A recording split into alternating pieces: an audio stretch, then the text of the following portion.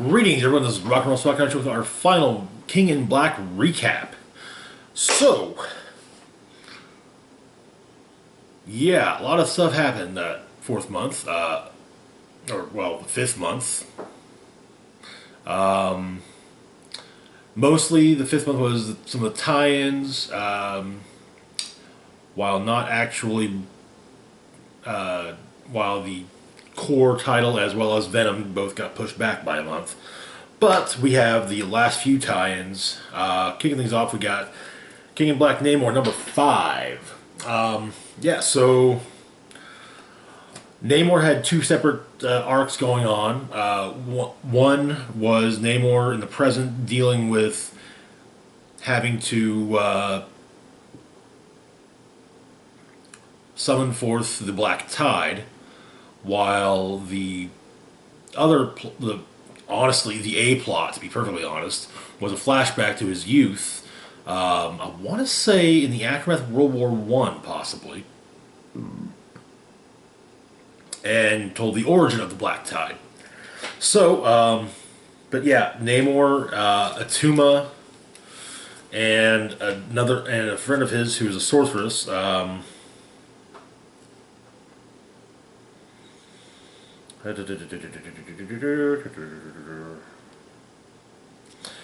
Dorma, sorcerers in training, I should say, were kind of sort of working with the Swift Tide before they became the Black Tide. However, they were exposed. The Black Tide was exposed to the Unforgotten Stone, which released a blast of dark eldritch energy and corrupted the Swift Tide, turning them into the Black Tide. The Black Tide went through slaughtering Atlanteans, including Atuma's people, which led to his enmity with Atlantis. So yeah, we get some present day stuff with some of the members of the Black Tide fighting alongside Namor, as well as the various heroes and villains fighting Null and his forces. In the past, however, the Tide is ravaging Atlantis, and so Namor and company eventually, through the return of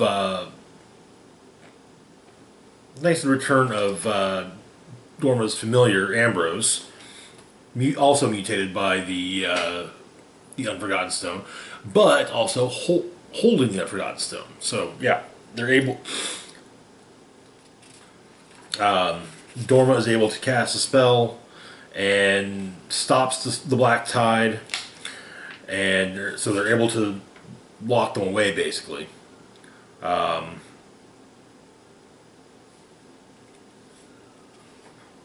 And while Atuma does go his own way, he did somewhat, help. But the Black Tide is imprisoned, and then in the present, however, after the war against Null is over, Namor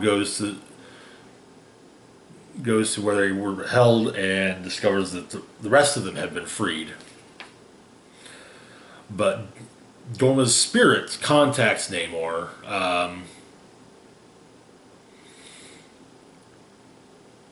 as he knows that when the Black Tide strikes, he will be there to face them.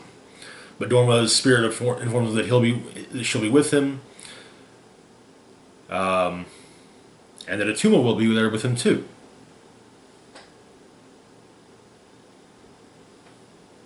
But Namor feels kind of hopeful about that, about how things might turn out with the Black Tide after all now. And the end. But yeah. Hopefully this does get... That's the plot. I'm curious to see if that gets picked up. How it's going to get picked up. Is it going to be covered in a future arc of Jason Aaron's Avengers? Will it be another miniseries? Who knows? Marvel editorial. That's who. But yeah, anyway. So then next we got Planet of the Symbiotes, number 3. So for those who may have forgotten, Planet of the Symbiotes was an anthology series. Each issue had 2 to 3 separate stories concerning the events of King in Black. The first one follows Cloak and Dagger. Null's darkness is affecting Cloak, and yeah, one thing to understand is that the link between Cloak and Dagger. It's that whole thing of he's darkness, she's light. And they I don't want to say cancel each other out, but they keep each other balanced. But with Null's invasion, she can't keep him balanced. The balance is harder to maintain for her. But eventually, she's able to work with. She's able to drive away some of Null's extra darkness, the extra darkness that Null's brought to Cloak, and the balance is maintained. Then we've got a story with the return of Toxin. Turns out that Alchemax is experimenting with, among other things, grafting brood DNA to humans. Not making brood, they're not going full Willy Tani and, taking brood eggs and implanting them into human hosts, but, it's like, hey, yeah, we got this brood DNA, we'll see what it does to these people. Yeah, it's not a pretty sight, but the new Toxin arrives, and a lot of the stories will just Toxin's new host conversing mentally with his other. But he goes to fight the brood human hybrid, but learns, oh, you're actually the victim here, but then an employee of Alchemax, Guardsman, shows up. Guardsman wears a apparently modified version of the classic, Guardsman uniform. Some quick history: the Guardsman armor there was a Guardsman, and then later on his armor got manufactured for the guards at the super prison known as the Vault. If I remember correctly, during the Armor Wars story, Tony Stark did attack the guards, at least the original Guardsmen, if not just the Vault guards in general, and basically stole the Iron Man armor tech components that were utilized in their armors, as they had been taken from him unknowingly and utilized. So yeah, he was getting his proprietary tech back. It's one of those kind of weird gray areas where it's like it's hard.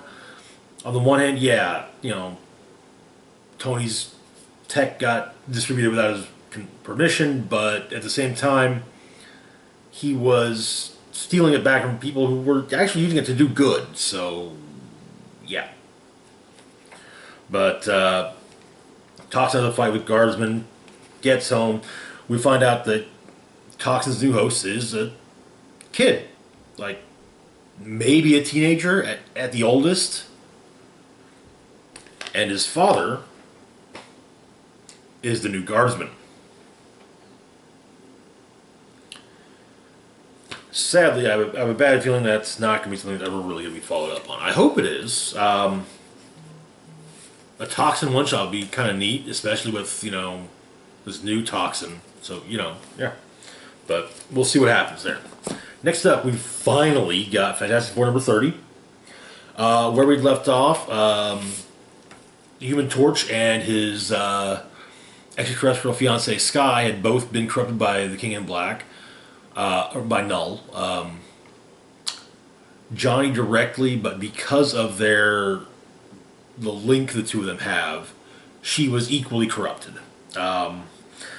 But it turned out the invasion began when they were having a date day, which Sue followed them on invisibly until she was revealed. She basically says she doesn't trust, she doesn't like the situation that, that Johnny's gotten himself into, but yeah, then Null shows up. The FF is like, okay, we gotta go get to action. Sky has actually been becoming something of a local hero in the Soho district, in the Soho section of New York. I don't think Soho is technically a borough, but yeah, if it's a borough. If not, neighborhood. Neighborhood. Yes, there we go. Neighborhood. Brain. It does things. However, after fighting Sky, the Null and corrupted Sky,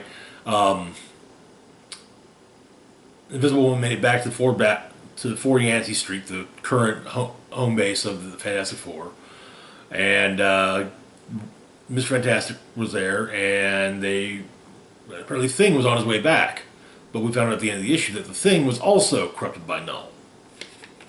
So, yeah, basically, Alicia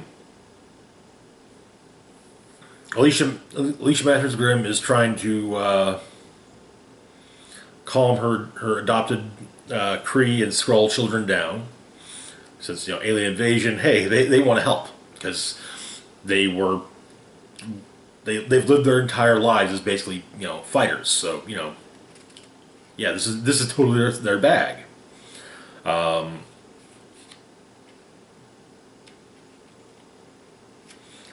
But they begin. Invisible Woman begins to realize that maybe Thing isn't okay as well. Maybe Thing's also been possessed too. He has been, but they're coming towards their one of the other entrances. Elsewhere, Mr. Fantastic and Invisible Woman's children, Valeria and Franklin, are guarding the Forever Gate alongside Dragon Man and Bentley, the young clone of the Wizard. Sky shows up with a bunch of the symbiote dragons and tries to take control of Dragon Man. Also, Valeria gets corrupted by Null.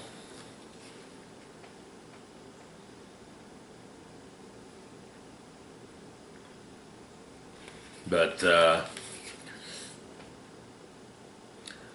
in the subway tunnels, Reed and Sue fight Ben and Johnny. Sue faces off with her brother, while Reed faces off with Ben. And yeah, a lot of her typical, in typical possessed hero fashion. The possessed heroes say really hurtful things in an attempt to throw the not possessed heroes off their game, and it almost works, but yeah, they manage to drive the other two off. Afterwards, Reed and Ben have a drink together, and Ben apologizes, brings up the stuff he said, and but Reed says, "Hey, look, we're best friends, okay? We've met, we've been to the ends of multiple universes together. Can you imagine a world where I wouldn't forgive you for the things you said?" But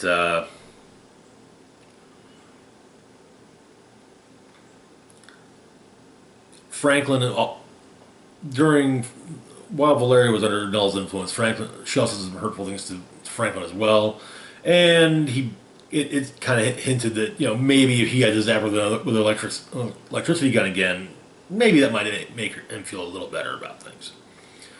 But Johnny and Sky are discussing, maybe there's some validity what Sue said, but Johnny says no, to hell with that. We're soulmates. That's that. They figure that Sue isn't watching them because according to their locator beacon, she's at for Yancey Street. But turns out she was invisibly following them and still can't, still wants to keep an eye on her little brother. So yeah.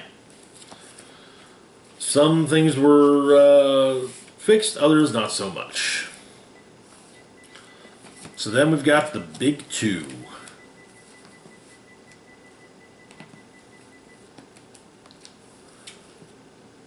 Venom number 34. So, to be perfectly honest, there were really only 2 titles that were necessary reading for the primary story of King in Black. That isn't to say there weren't other tie-ins that weren't worth reading and did at least add something to the story. But Venom and King in Black are pretty much all you need to read. Anyway, so Venom, Eddie Brock was killed early on in the story. However, his essence is in the his codex is in the hive mind, where he runs into a couple other codexes. Long-time quasi-ally, Rex. It was Rex Tyler, I believe. And Flash Thompson. Flash has since has taken over one of the symbiote dragons in the real world, and is apparently back now, basically back from the dead. Meanwhile, Eddie is at the mercy of Null, who has taken Rex's place inside the hive mind. But Eddie's symbiote finds him. And it's something else has also found Eddie, though. The Enigma Force. The opposite of Null. Null's an ancient god of darkness. The Enigma Force is basically an ancient god of light. But, yeah, so Captain Universe Eddie Brock takes on Venom,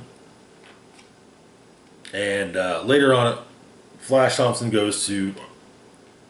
Symbiote Dragon Flash Thompson goes to Arlington National Cemetery and basically brings his dead body back to life. Because there's another, I think it's Extreme Carnage coming soon-ish, and Agent Anti-Venom will be back in that. Which brings us to King in Black number 5. Basically, it's the big final battle between Venom 34 and King in Black number 5 kind of happen at the same time, in some respects. But the Silver Surfer faces down with Null, having turns his board into a sword, and Null was like, "Hey, we've met before, a long time ago." And Silver says, "Yeah, it was a long time ago for you. For me, it was actually just like, a month or 2 ago. Time travel.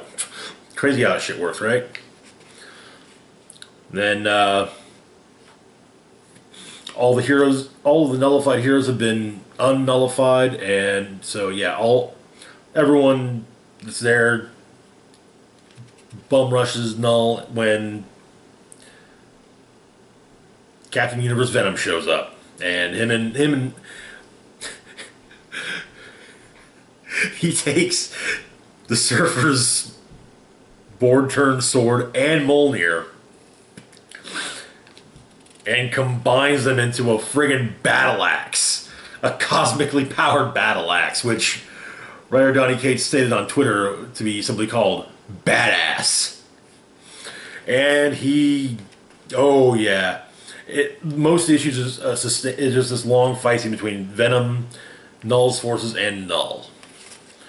And the nullified Celestial gets his head cut off by Eddie. He basically returns does to Null what Null did to him, pulling away his symbiote armor. And then takes a page from the Sentry's playbook and flies and basically throws Null into the sun. destroying him. But he survives, comes back to Earth. There's a brief moment where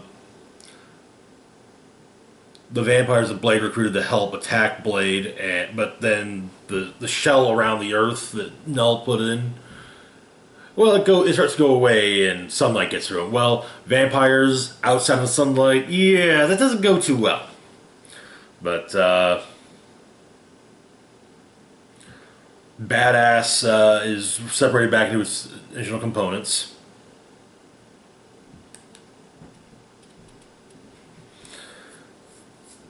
And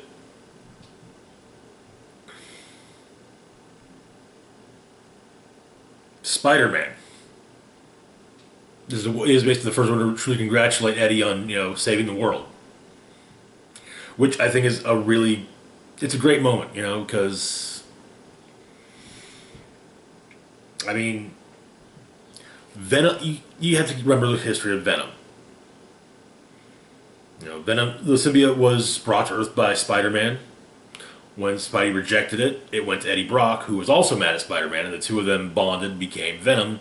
And their whole shtick was to kill Spider-Man. So, yeah, the fact that Spider-Man is the one to say, hey, Eddie, good job, man, you did it. However, things aren't over just yet. There's still... some of Null's influence is still present in Dylan. And using the Unipower, Eddie is able to expel it from Dylan and destroy it. But turns out Eddie is now connected to the hive mind, the symbiote hive mind. And in fact, he is now the King in Black. And he flies off with the other symbiote dragons. And that is where the story ends. But we do have some aftermath. So I mentioned that Blade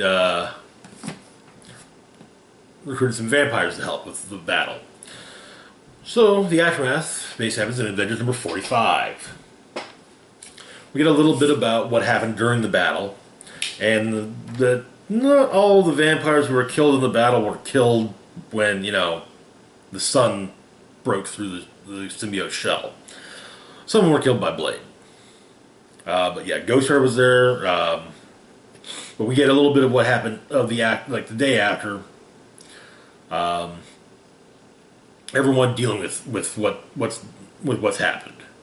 Cap is running through the femoral artery jogging track of Avengers Mountain. Apparently everywhere, every time zone exists within Avengers Mountain because of the fact that it's at the North Pole. Captain Marvel is in the left bicep strength and conditioning center. Hulk is in the right lung library at Intergalactic Law. Tony Stark is in the mustache mezzanine, his locker room. Thor is in the the Eden room, which is located in the appendix. Ghost Rider's in the right foot sea hangar. Blade is in the left fist automated mandroid combat range, and the crown level is Black Panther in his penthouse. Training against the holographic representation of his father, while also dealing with going over his schedule for the day. Turns out Dracula has the Lord of the Vampires. Dracula has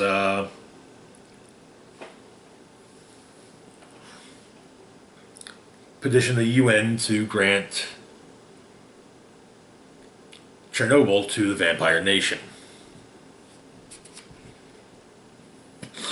But they want one thing.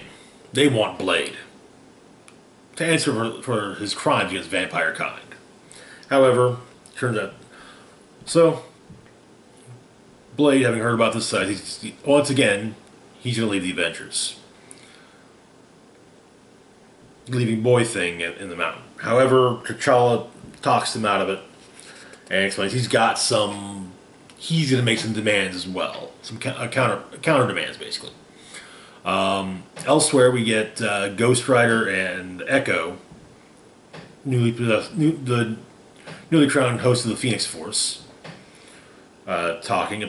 He's brought her some burgers. She she's kind of getting a lot of, there are some issues. A lot of people have issues with the Phoenix Force, but she knows that he's the only Avenger.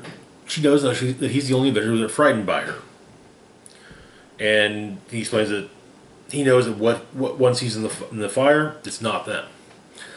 But also, it's explaining, the two of them, they're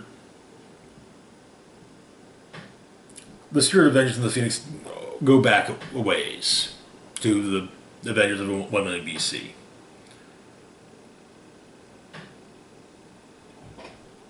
But yeah, he brought her a cheeseburger and welcomes her to the Avengers. But we find out that among the various demands made by T'Challa was, regular shipments of synthetic blood. That way, the vampires are going to be killing humans, and they will be returning, among the various prisoners they have, including the Vampire Hound Sergeant. But then there's the other one. The other demand of Black Panthers. Someone to make sure the vampires stay in line and hold up their end of the bargain. Well, who better than Blade, who basically states he is, for all intents and purposes, the sheriff of Vampire Town. And that is where the issue ends. I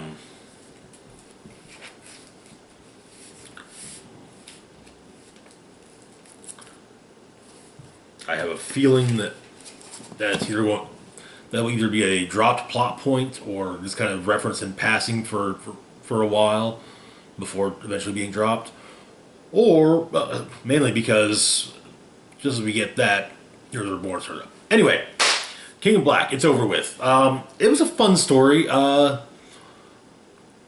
of the tie-ins were kind of I feel like more could have been done with Scream, especially. But I think a part of that was the fact that her ongoing got unceremoniously canceled last year. At least as far as I know, it was canceled. It kind of there was an issue that came out right before everything, the pandemic, and then nothing. So, kind of looks like it was canceled to me. Planet of the Symbiote stories tended to be pretty decent. It was a fun little thing. I don't know. It's just nice little, look at various other corners of the Marvel universe that weren't really being focused on in other books. The best of the tie-in minis, though, or one-shots, was hands down Thunderbolts. No question. Anyway, I don't rightly know when our next event recap will cover. There will definitely be one for Extreme Carnage. I'm not sure if Infinite Frontier is going to, if DC's Infinite Frontier is going to be an event, just an ongoing miniseries or what. But we'll see what it looks like when it drops, I guess. But anyway, that's it for now. As always, feel free to like, share, and subscribe. Links to my Facebook, Twitter, Patreon, and PayPal can be found in the description box down below. This is Rock and Roll Spock signing off, saying live long and rock hard.